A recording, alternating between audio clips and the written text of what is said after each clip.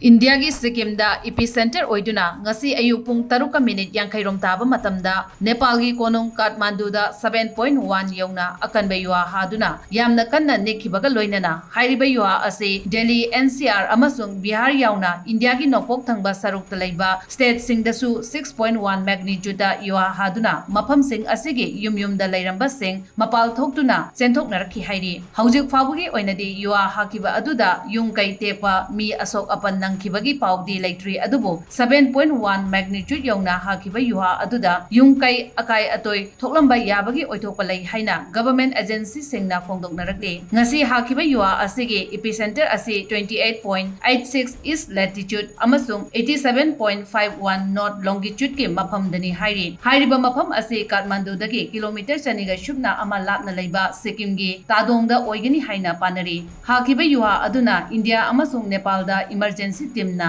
high alert lauthoki baga loinana after shock da kudong thiba singdagi ngakthoknaba kangan khre hairi